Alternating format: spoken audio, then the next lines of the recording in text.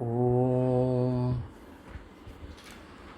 Tvameva Mata cha Pita Tvameva Bandhuscha Saka Tvameva Vidya Dravinam Tvameva Sarvam Mama Deva Deva Sri Dakshinamurti Sudeshi Kendram Dvaipayanam Sutrakritam Munindram Sri Shankaram Bhashyakritam Yatindram Maddeshi Kanchapi Namami Vityai Om Namo Brahmadibhyo Brahma Vidya Sampradaya Kartrubhyo Vamsarishibhyo Mahatbhyo Namo Gurubhyah Sarvopaplavarahita Prajnana Ganaha Pratyagarto Brahmaivahamasmi Om Prapannaparijataya Totra Vetraikapanaye Jnana Mudraya Krishnaya Gita Mritaduhe Namaha.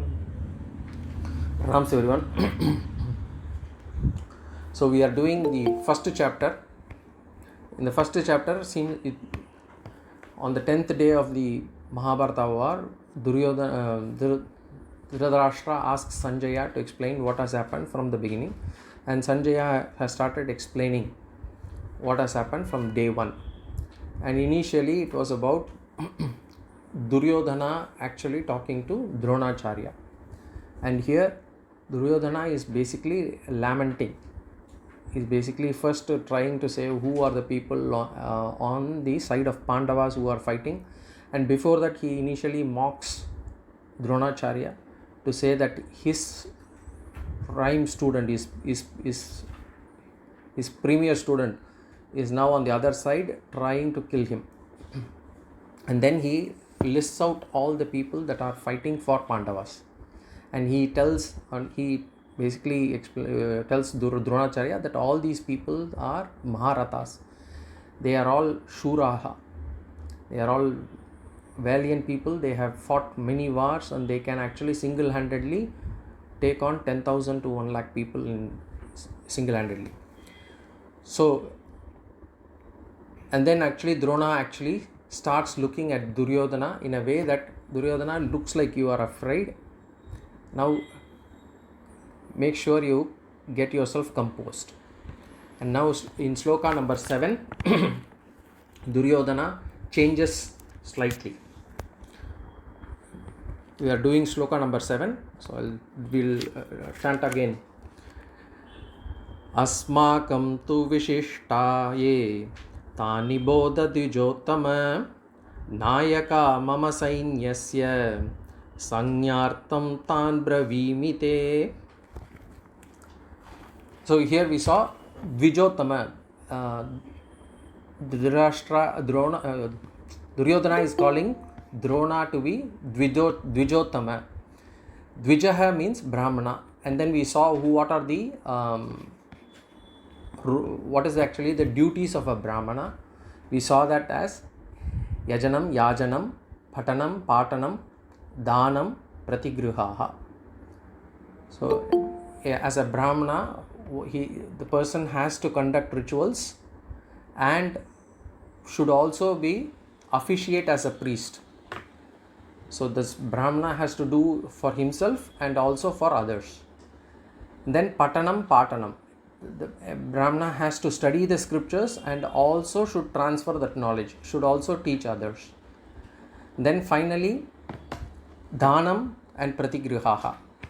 So the Brahmana should give Dhanam, should give charity, and he can also receive Dhanam.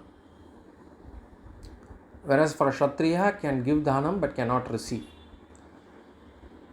So this is the Varna Ashrama Dharma, and here Dvijottama refers to Drona, who is actually a Brahmana. According to the Varna Ashrama Dharma, he is not supposed to fight this war, and yet he is in this war.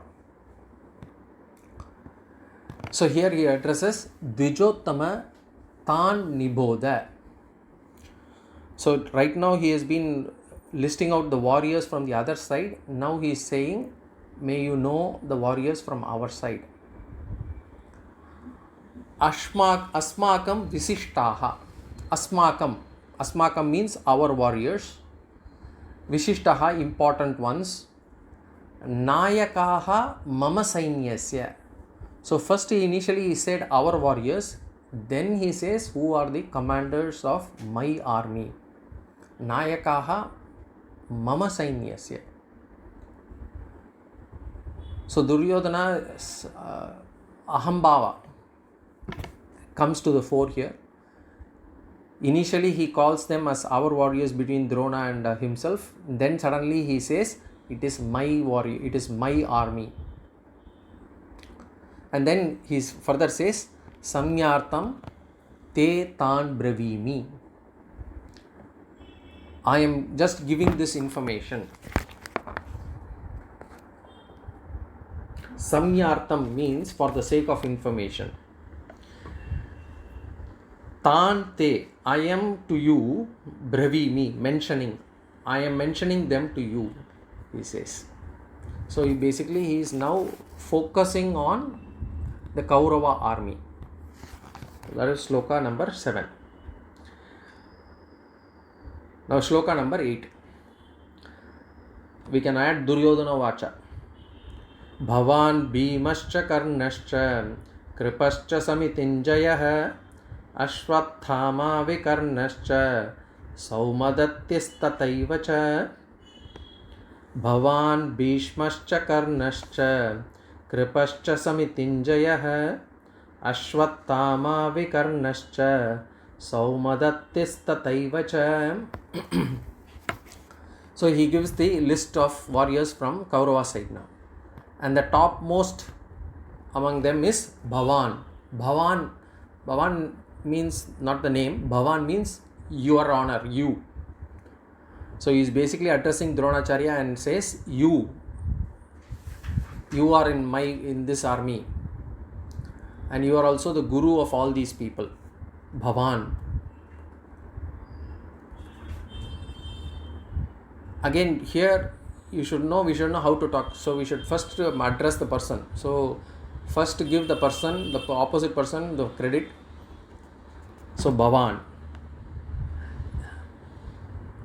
And later on, if you see, he says Bhishmascha, Karnascha, Kripascha, Samitinjaya, Ashwathama, Vikarnascha. So not only he is including Drona, he is also including his brother-in-law Kripa and Ashwathama, his son. So he basically ensures that Drona is happy. But anyway, first he says Bhavan, then he says Bhishmascha. Bhishmascha, the great Bhishmacharya. Then Karnascha, the great Karna. These are all people in this army. Then Kripascha. Kripascha means Kripacharya. He was also the guru for the Pandavas and Kauravas. Kripacharya. Then Samitinjaya. Samitinjaya is not a name of the person, it is actually an adjective to Kripacharya. Samitinjaya means a person who is ever victorious in the war. Kripacharya has never lost a war. So Samitinjaya, the one who is ever victorious in a war, or the one who has never been defeated. Then he says, so undefeatable person is called as Samitinjaya. Samitihi means Yuddham, war. Jayaha means victorious. Samiti Jayata Sarvata, one who has never seen a defeat. Kripacharya. And then the second line he says Ashwathama. Ashwathama is also great warrior. And he was Drona's son. He is a Chiranjeevi, one of the Chiranjeevis. And then Vikarna. Vikarna is actually Duryodhana's brother. Vikarna was one of those brothers, and he was the only one who had spoken against Draupadi's mistreatment during that game of dice. Vikarna. But again, when it comes to the war, he has to follow his brother. So he just followed the Kaurava army, although he was not in favor of whatever Duryodhana did. And then Somadatta. Somadattis tataivacha. Somadattihi. Somadattihi means son of Somadatta.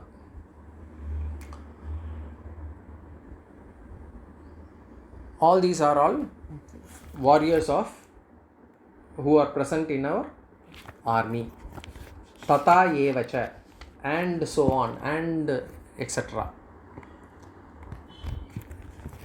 So these are the names of the people who are fighting for Kauravas in the army. The next sloka number 9.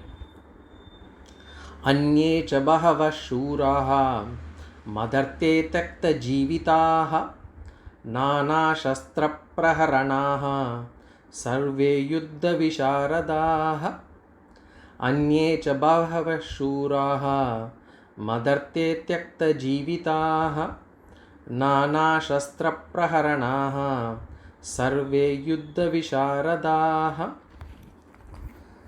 So he basically continues, not only the people whom I have listed, Duryodhana says, not only there are people whom I have listed, there are much more on our side. Anyecha bahava shuraha. There are so many other powerful ones.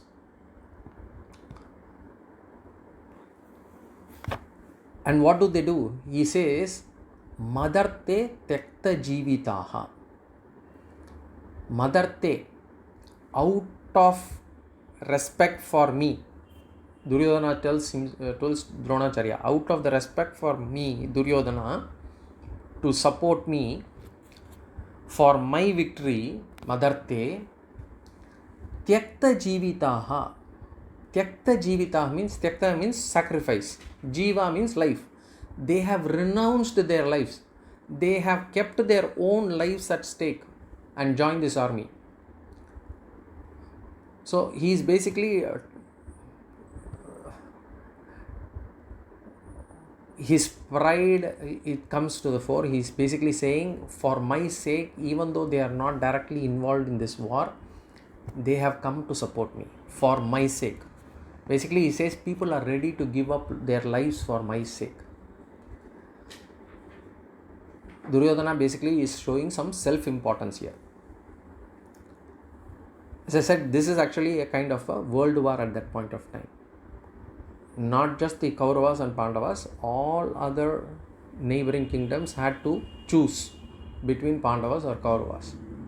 And they had divided themselves into two groups, and it was like a world war then.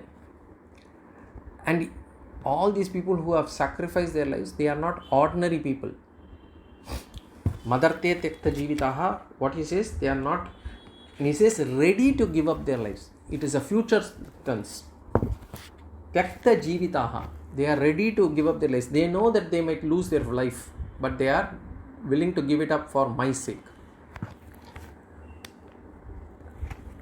And what sort of people are they? Sarve nana shastra praharanaha yuddha visharadaha. Nana shastra praharanaha. Nana means variety.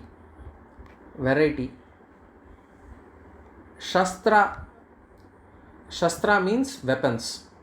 Shastra means scriptures. Shastra means weapons. Praharana means missiles.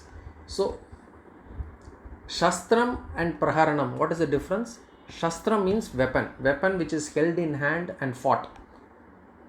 So it's like the sword, gada, all those things. It is never released from the hand. Mace, spear, all those things are all kept in hand. Whereas this Praharanaha means missiles which are released from hand, like an arrow. So that is considered to be Praharanaha. This is considered to be Shastra. So Nana Shastra Praharanaha. And what are they? So Praharana means normally these missiles, they are actually these arrows, they get powerful by invoking devatas. So they used to actually chant the mantras and then release the arrows. And depending on the mantras that are being chanted, the arrows will function accordingly. Today we have this technology based missiles. In those days we had mantra based missiles. So even in Ramayana, when Rama actually takes a blade of grass and then he invokes the Bhagavan Brahma and releases the blade of grass. And the grass by itself, it has no strength. But having invoked the powerful Brahma, the blade of grass can become Brahmastra. So, arrow by itself is not that powerful, but the Devata adds to the power of the arrows. So, in those days, you had this, even in the Ramayana and Mahabharata and the TV serials, we would have seen they will invoke the mantras and then release them. Then you will see the arrows actually, splitting fire or spitting water. So, all these things are through the mantras. Agnyastram, Varunastra, all these things were invoked in those days. Nagastra is there, Garudastra is there, all those Shastras were there. So Duryodhana is saying these people have lot of those missiles, Praharanas. They have actually, they can invoke these Devatas and release those arrows. And not only that, they are also Yuddha Visharadaha. They are all experts in warfare. Yuddha means warfare. Visharadaha means experts. So not only they have astras and shastras, they also know how to handle and use them effectively in war. So they are Yuddha Visharadaha. Basically, after Drona gave him a stare, he is now focusing on his army now. Continuing, Sloka number 10. Aparyaptam tadasmakam balam bhishmabhirakshitam paryaptam tvidime tesham balam bhimabhirakshitam aparyaptam tadasmakam balam bhishmabhirakshitam paryaptam tvidame tesham balam bhimabhirakshitam. So now, having enumerated the important people from both sides of the armies, now Duryodhana is trying to find the relative strength. So these are the people in this side, these are the people that we have on our side. Now he wants to judge which is superior and which is inferior. And according to Duryodhana, we have already seen Duryodhana's army had 11 Akshauhinis and Pandavas had only 7 Akshauhinis. So numerically Duryodhana's army were far superior. And even on the, if you take the people, you had Pandavas and Drupada and all those people here, but here you had Bhishma, Drona, Karna, Kripa. All these people were already on this side. So even if we take individual strength, Duryodhana's army seemed powerful on paper. But what is Duryodhana's judgment here? According to him, in this sloka, he says Pandava's Sainyam is superior. And he says the Kaurava Sainyam is inferior. And this is his judgment. And this is an indication that he is actually terribly afraid. He is frightened. See, generally what happens is when we take on something on ourselves and then we want to succeed, we look to succeed. What happens is there are various factors that come into deciding the outcome. First and foremost is definitely our effort.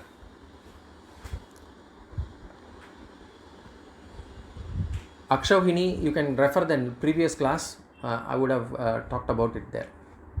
So, first is definitely our effort. The second is, of course, the circumstances, then the timing, then how the others are there, all those things. Apart from our effort, everything else can be considered as adrashtam. Our Shastras say that is called as adrashtam. Literally meaning adrishtam, unseen. So, what is adrishtam? The punya and papa is adrishtam. The punya and papa we are not able to see. So, that is called as adrishtam. Now, this adrashtam is working on Duryodhana's mind now. If we take upon any job, any work, one of the main things that we have to have in our mind is courage. And especially in a battlefield, the warrior there should not lose courage. That is the foremost weapon that a warrior should possess. If the warrior is afraid, irrespective of whatever be the astras and shastras that he may possess, the warrior will not be able to win the war. Now what has happened for Duryodhana is, the fear has entered Duryodhana's mind. And how has the fear entered Duryodhana's mind? The papa that he had committed, that papa has started working on his mind now. He knows that this is not a dharma yuddha. This war, he doesn't have any dharma on his side. He is not right by any means. This war is more out of his hatred for Pandavas. This war is more out of the greed that he has. So, because of the papa that he had committed, that papa reflects or comes in as adrashtam. And that adrashtam is now working on his mind as fear. And that has started playing on his mind now. Objectively speaking, as I said, if we see the situation, we can easily conclude that Kaurava army is more powerful. Numerically, Kaurava army is more. Even if you take the key warriors on both sides, Kauravas had too many prominent persons. And yet, Duryodhana feels Kauravas are inferior, Pandavas are superior. Just to recollect, one Akshauhini is 2,18,700 warriors. It consists of basically 21,870 elephants, 21,870 chariots, 65,610 horses, and 109,350 soldiers, infantry. Like that, Duryodhana's army had 11 of them. Kauravas had 11, Pandavas had 7.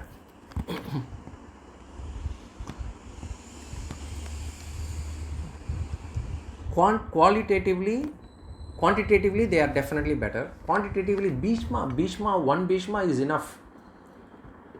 One Drona is enough. Drona is Acharya for all Pandavas and the Kauravas. And the teacher knows the weakness of all students. One Drona can fight all these people. Similarly, Karna was, if not better, then as good as Arjuna. One Karna is enough. And then you had Kripacharya. Then you had Ashwathama, who was Chiranjeevi. All these people were on the side of Kauravas. So he has got the numerical strength.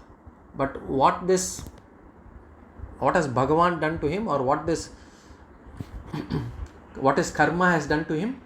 It has removed his mental strength.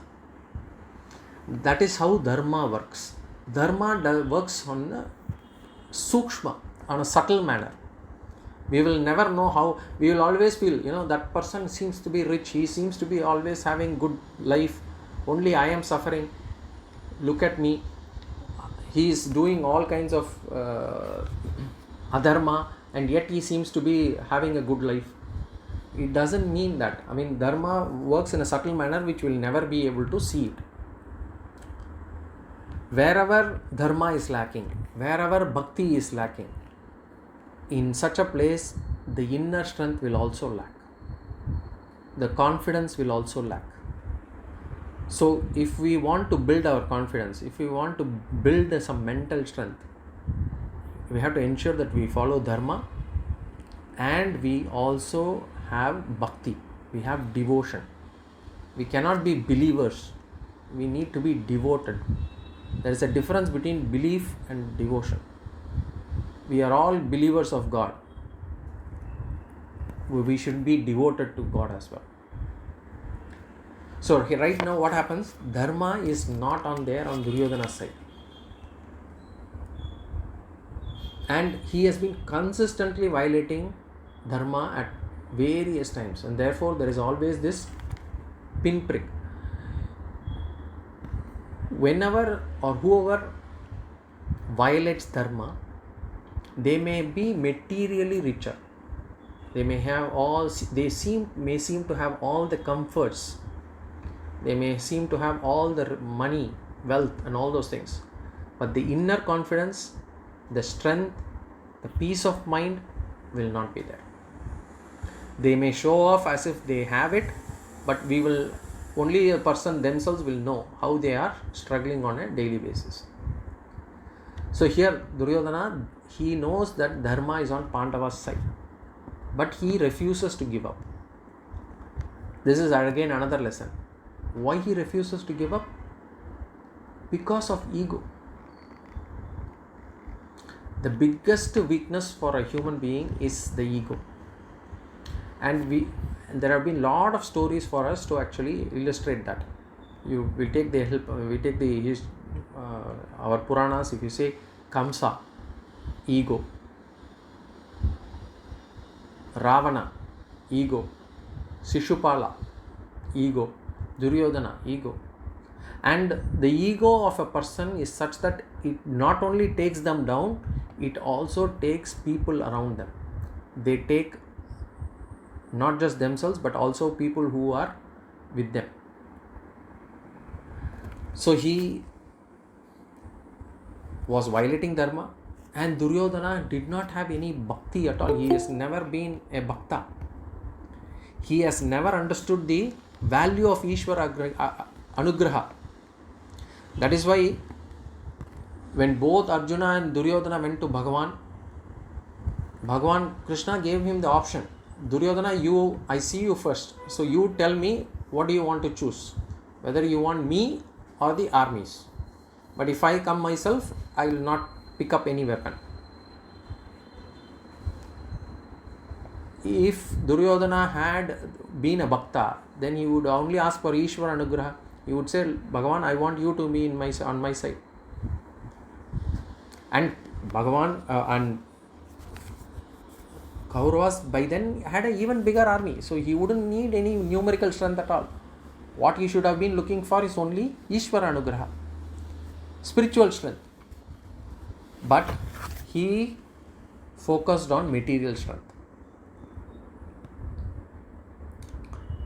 So if we are asked whether we want money or Ishvara Anugraha, we have to choose it rightly. Duryodhana chose material strength. Duryodhana chose army instead of Bhagavan. Arjuna was asked, Arjuna said, thank God Duryodhana chose, because I would only want you.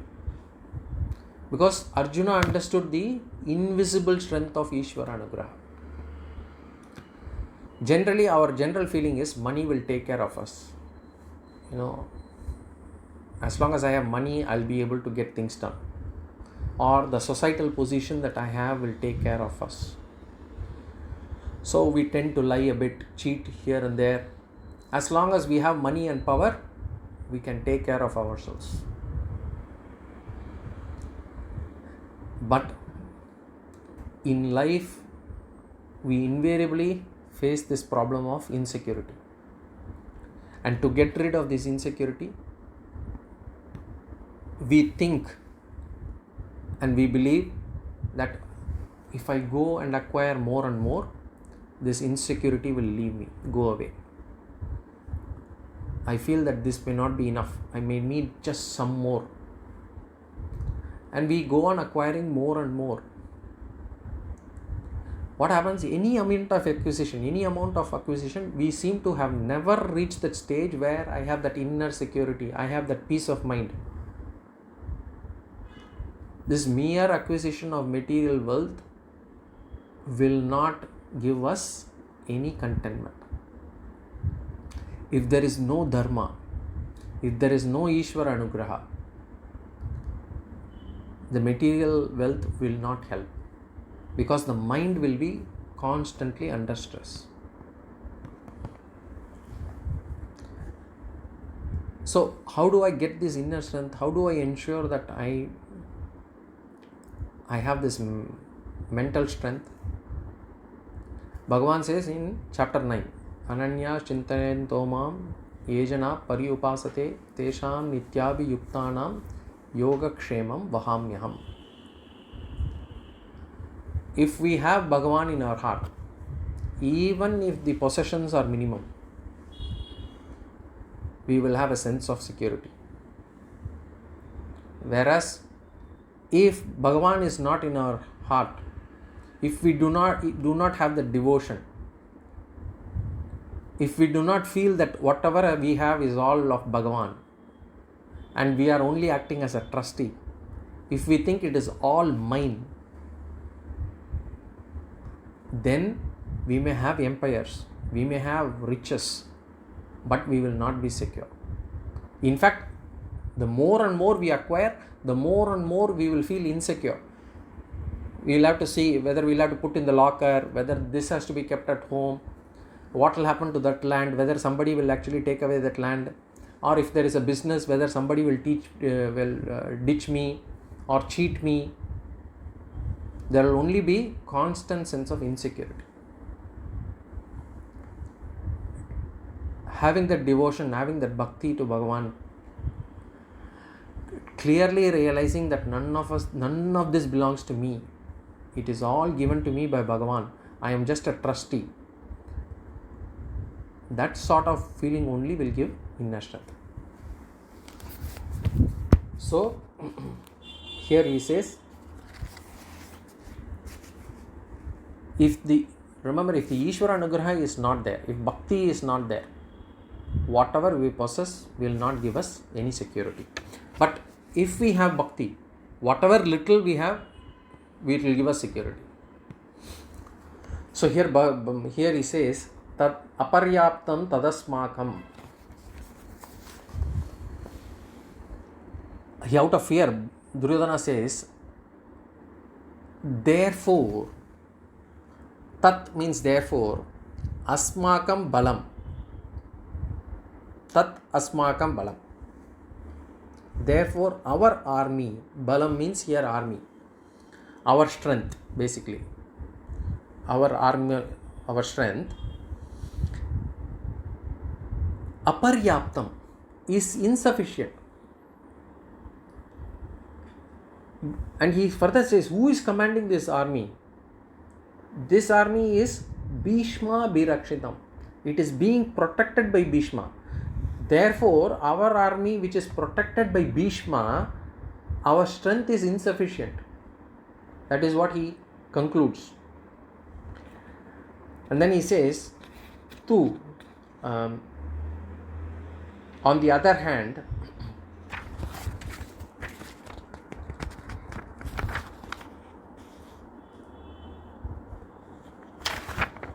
idam balam, tvidam, tvi idam has to be read as tu idam. Okay. Idam balam, this army, etesham. Etesham means he basically shows these Pandavas. Etesham. Who is protecting this army? Bhima Birakshitam. It is defended by Bhima. Duryodhana cannot remove his obsession about Bhima from his mind. Although Drupada was actually commanding that army, he still sees only Bhima there. He says, this army which is protected by Bhima, paryaptam, it is sufficient. So he basically feels our army is insufficient, our strength is insufficient, Pandava army is sufficient. So this is what he feels in this Sloka 10. So his fear initially which is coming out was as subtly, because he was naming all the warriors from the other side. Now he has actually opened it up. He basically says that we are weak, they are strong.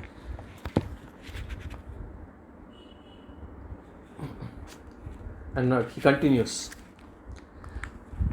Ayaneshu cha sarveshu yatha bhagam avastitaha Bhishmameva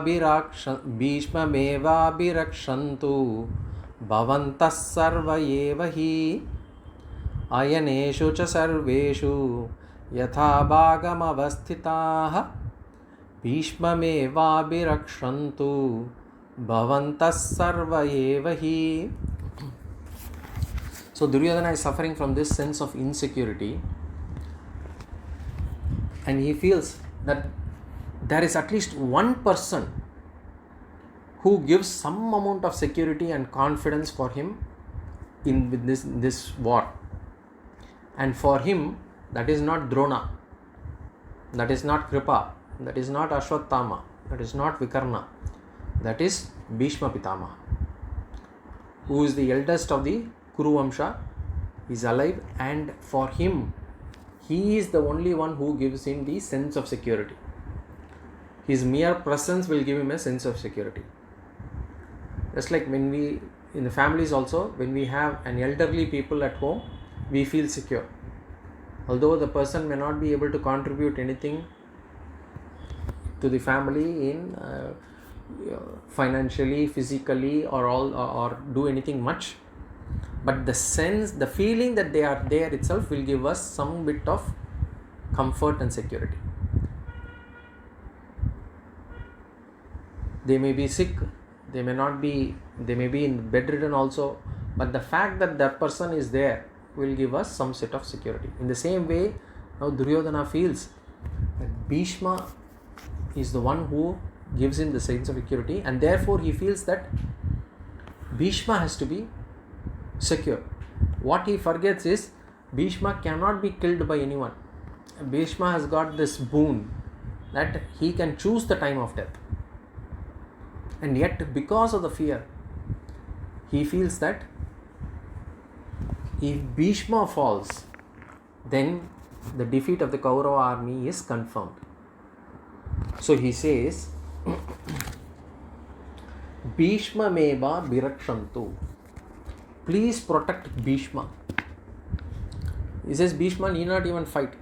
His very presence is sufficient to enthuse us, encourage us. Therefore, Bhishma eva birakshantu. And he says, Bhavantaha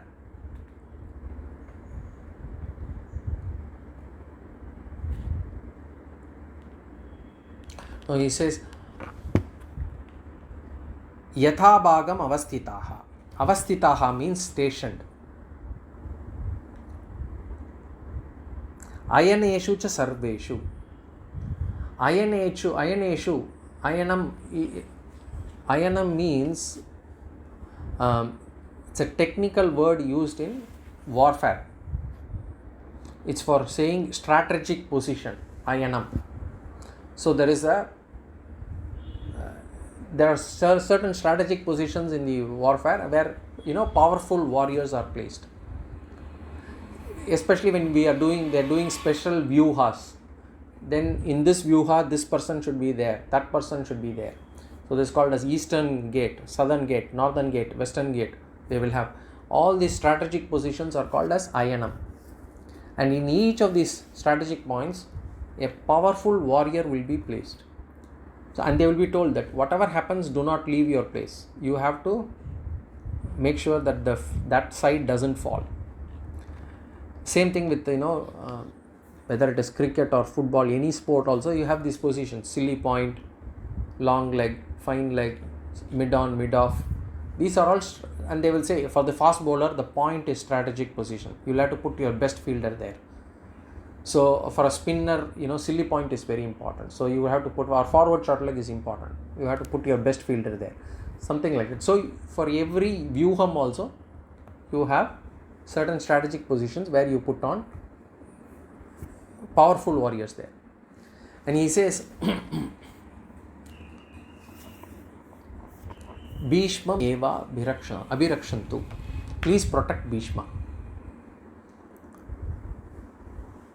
Bhavantaha, in the second line we have Bhavantaha sarve yatha bhagam. Yatha bhagam means as allocated. Sarve bhavantaha means all of you. Yatha bhagam, as allocated. Avastitaha,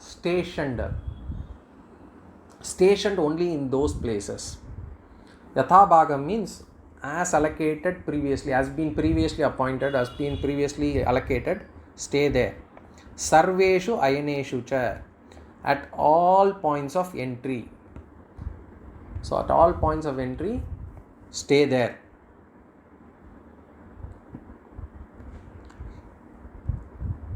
Hi eva abhirakshantu Bhishmam eva.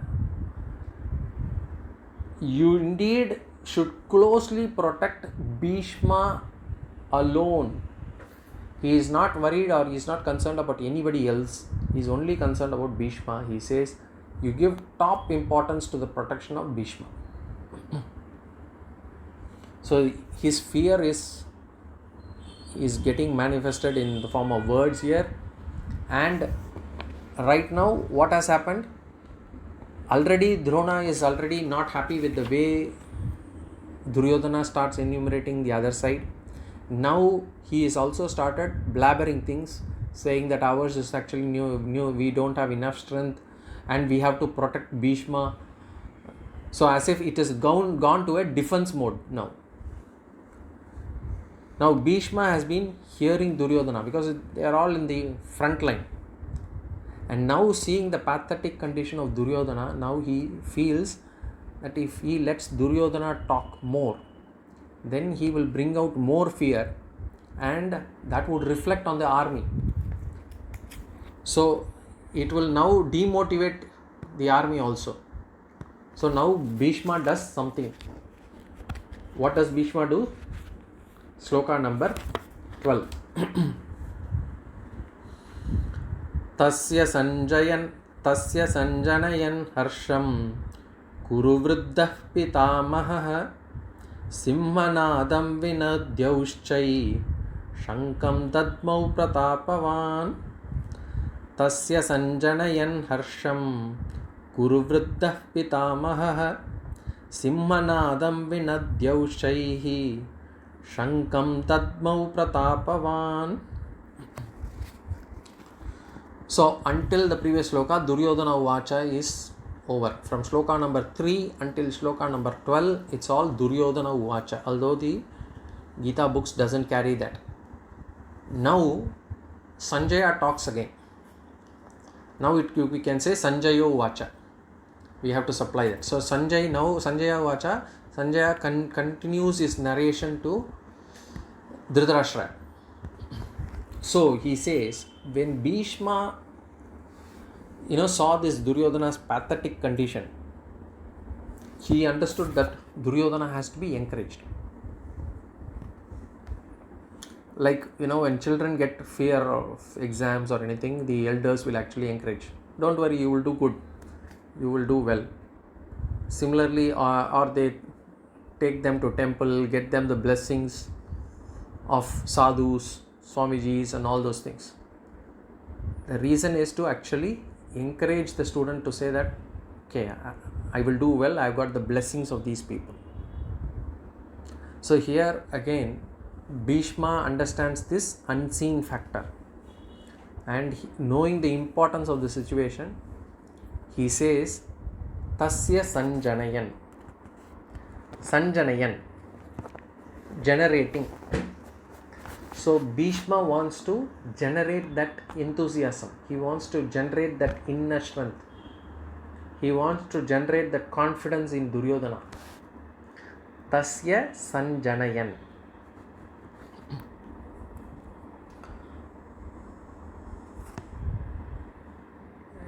Sanjanayan means generating. Tasya harsham. Sanjanayan harsham. Harsham means enthusiasm. So generating the enthusiasm in him. Kuru vriddha pitamaha. Kuru vriddha pitamaha, we know it refers to Bhishmacharya. Kuru vriddha means eldest among Kauravas. Pitamaha means great grandfather, the most elderly person. Kuru vriddha pitamaha. So this Bhishmacharya created, or we can say generated, confidence in the heart of Duryodhana. And how did he create that confidence in Duryodhana?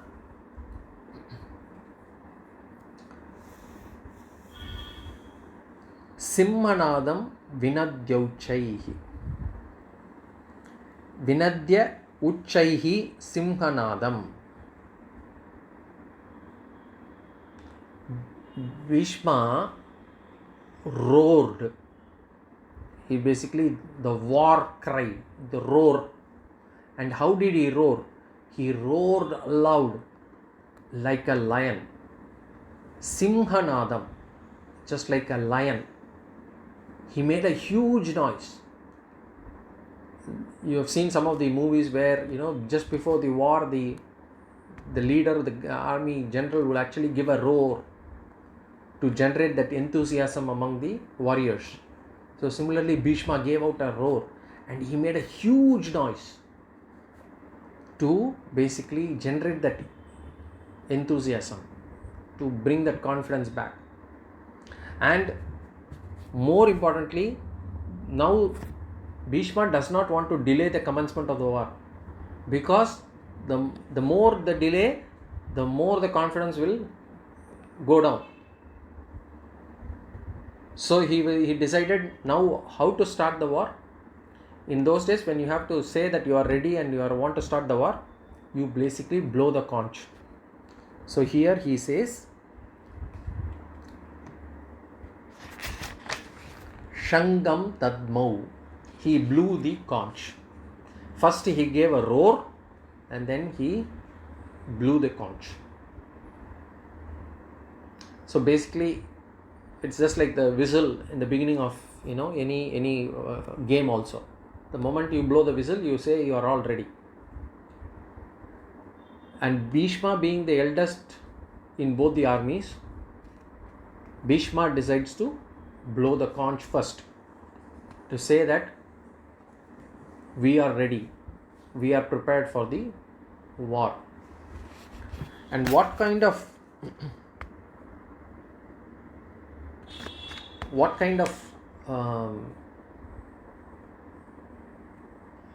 Bhishma, how is Bhishma being referred here? Pratapavan. Pratapavan means powerful, most powerful. Shankam Dadmau. He blew the conch to begin the war. So what happens when Bhishma blows the conch? When Bhishma blew the conch, what happens? All the other warriors also say, okay, we are also ready. And all the other warriors in the Kaurava Sena also started blowing the conch. We will see it in the Sloka number 13.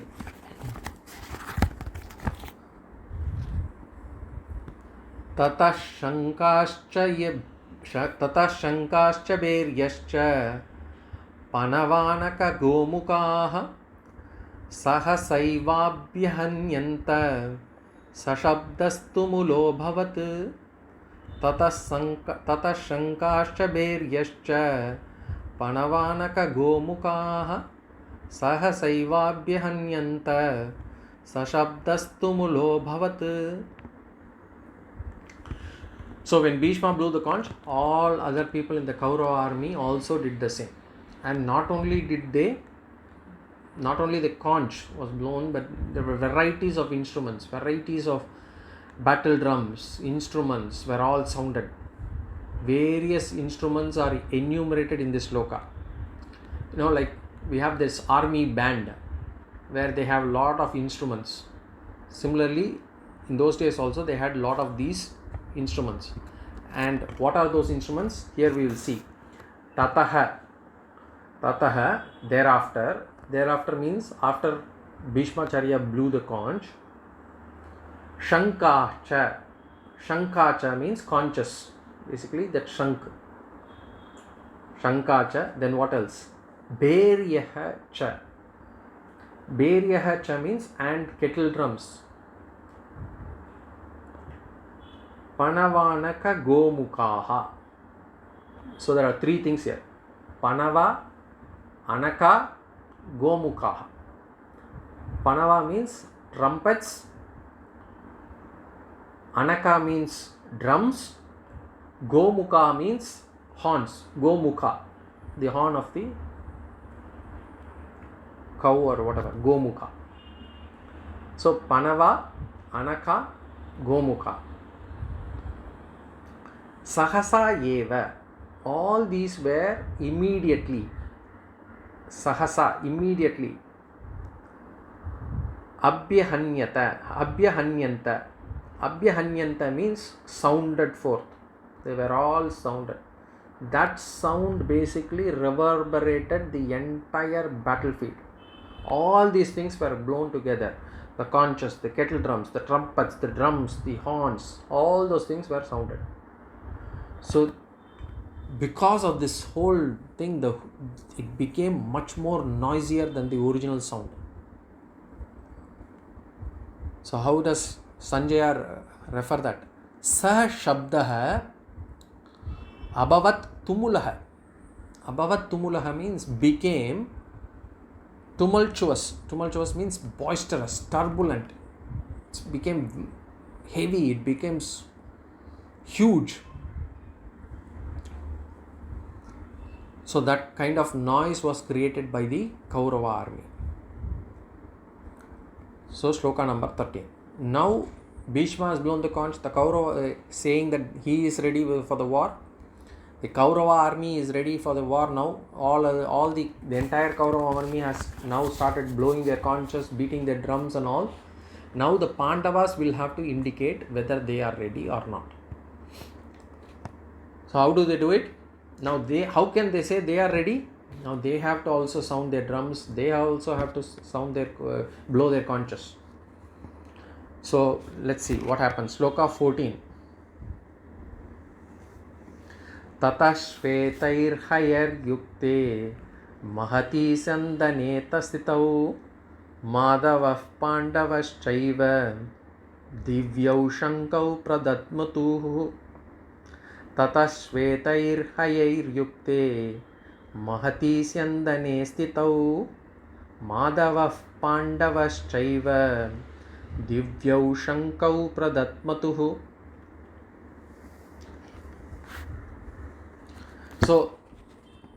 So far, if you see from the beginning till now, Sloka 13, our focus has been only on the Kaurava side. The main protagonist being Arjuna and Krishna are not introduced at all. So far, have been focusing only on the Kaurava army, especially Duryodhana, addressing Dronacharya, and then thereafter the attention now turned to Bhishma and the Kaurava side. Now Vyasacharya through Sanjaya is basically turning the camera, we can say, turning the camera and focusing on the Pandava side. And Pandava side, not on Yudhishthira, not on Drishtadyumna, but towards Krishna and Arjuna.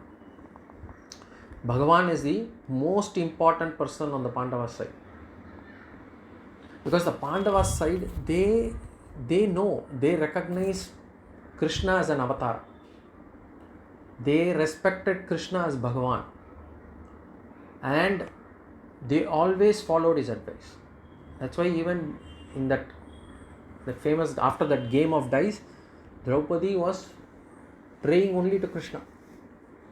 They know Bhagavan, or they know Krishna was Avatara, and therefore they will only look to Krishna to start anything.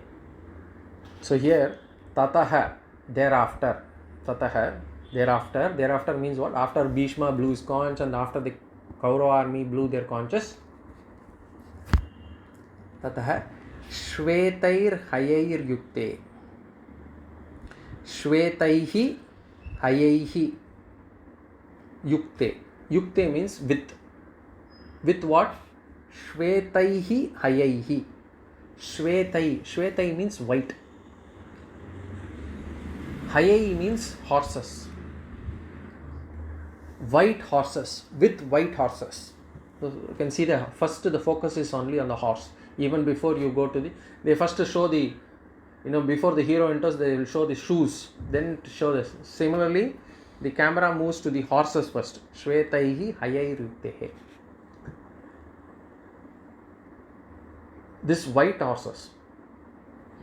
And the chariot of Arjuna is focused here. And the chariot is a very important, I would say, chariot is used in many places. In Kathopanishad especially, the Kathopanishad, the chariot is actually used as an example for human life. In Kathopanishad, what they do is basically the physical body is compared to the chariot. The sense organs are compared to the horses. The mind is compared to the reins.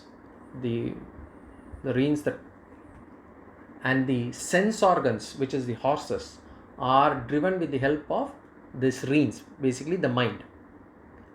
And the charioteer is compared to the intellect. So the chariot is a very important piece in our Shastras. So anyway, here Shvetaire Hayar Yukte. And white is generally, knowledge is represented by white.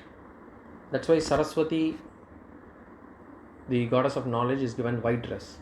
So symbolically, philosophically, white horses are drawing Arjuna's chariot. And what type of chariot it is? Mahati Syandane. Mahati Syandane.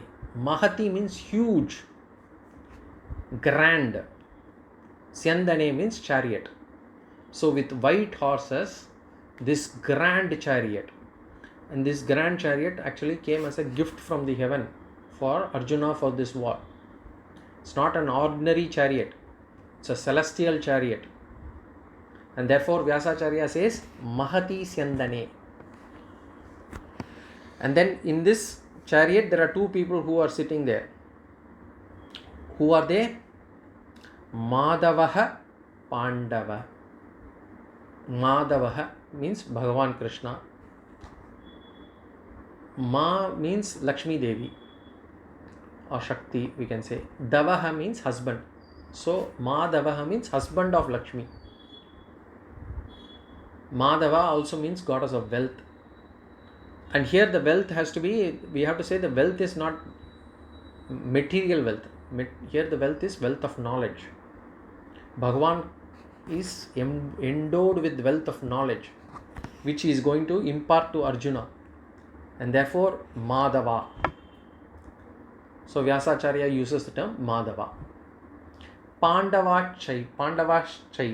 Pandavaschaiva means Pandava here refers to Arjuna.